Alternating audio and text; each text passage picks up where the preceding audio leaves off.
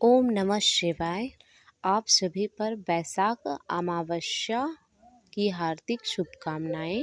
आज सुनेंगे वैशाख अमावस्या व्रत की कथा और ये भी जानेंगे अमावस्या के दिन क्या क्या कार्य करनी चाहिए जिससे आपको बहुत लाभ होता है।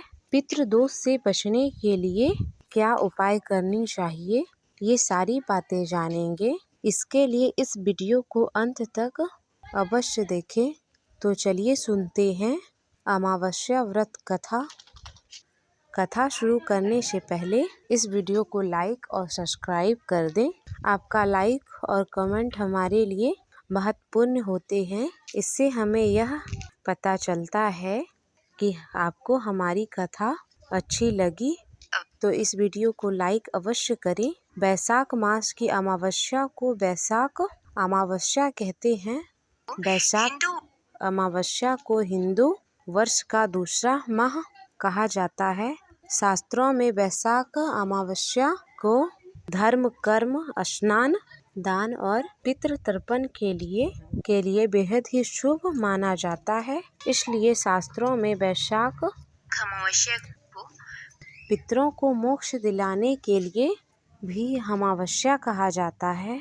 इसके अलावा मान्यता ये है कि इस माह में त्रेता युग की शुरुआत हुई थी। इस कारण भी वैशाख अमावस्या की धार्मिक महत्व अधिक हो जाता है।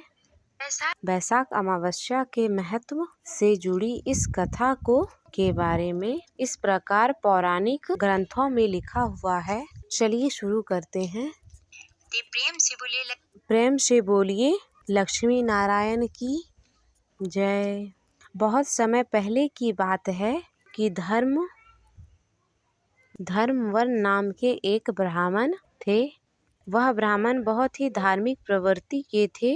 वे हमेशा व्रत उपवास करते रहते थे, ऋषि मुनियों का आदर करते और उनसे ज्ञान ग्रहण करते। एक बार उन्होंने किसी महात्मा के मुख से सुना कि कलयुग में भगवान विष्णु के नाम स्मरण से ही ज्यादा पुण्य किसी भी कार्य करने से नहीं मिलेगा। अन्य युगों में जो पुण्य यज्ञ करने से प्राप्त होता है उनसे कई अधिक पुण्य फल इस घोर कलयुग में भगवान के नाम सुमिरन करने से मिल जाता है। धर्मवर्ण ने इस बात को आत्मसात कर लिया और सांसारिक जीवन में मोह माया से पीछा छुड़ाकर संन्यास लेकर भ्रमण करने लगा। एक दिन घूमते घूमते वह पितृलोक जा पहुँचे। वहाँ उन्होंने देखा कि उनके पितृ बहुत कष्ट में हैं। पितरों ने ब्राह्मण को बताया कि उनकी ऐसी हालत तुम्हारे संन्यास लेने से हुआ है, क्योंकि अब उनके लिए कोई पिंडदान करने वाला कोई भी शेष नहीं है।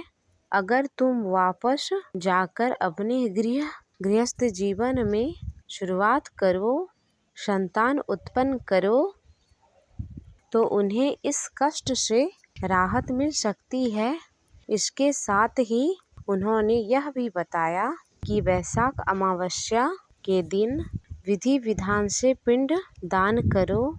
पितरों के बात सुनने के बाद धर्मवर्ण ने वचन लिया कि वह उनके अपेक्षाओं को अवश्य पूर्ण करेंगे। इसके बाद धर्मवर्ण ने अपना सन्यासी जीवन छोड़ दिया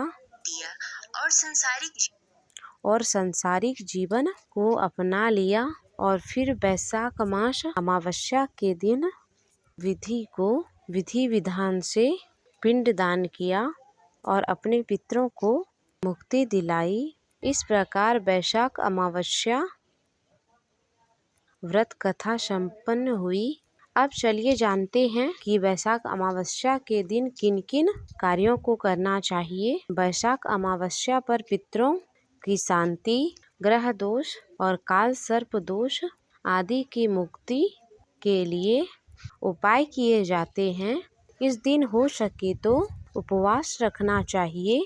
इस दिन व्यक्ति के नकारात्मक सोच बढ़ जाती है। ऐसे में नकारात्मक शक्तियों से बचने के लिए हनुमान जी का जाप करना चाहिए और हनुमान चालीसा का पाठ करनी चाहिए। अमावस्या के दिन ऐसे लोगों पर ज़्यादा प्रभाव पड़ते हैं जो लोग अति भावुक होते हैं। अतः ऐसे लोगों पर को अपने मन में कंट्रोल रखना चाहिए और पूजा पाठ आदि ध्यान लगाना चाहिए। और इस दिन किसी भी प्रकार के तामसिक वस्तुओं का सेवन नहीं करना चाहिए। इस दिन शराब आदि से दूर रहना चाहिए। इससे शरीर पर ही नहीं अपने भविष्य असर पड़ता है। ये रही आज की जानकारी। आशा करते हैं आपको पसंद आई होगी। हर हर महादेव।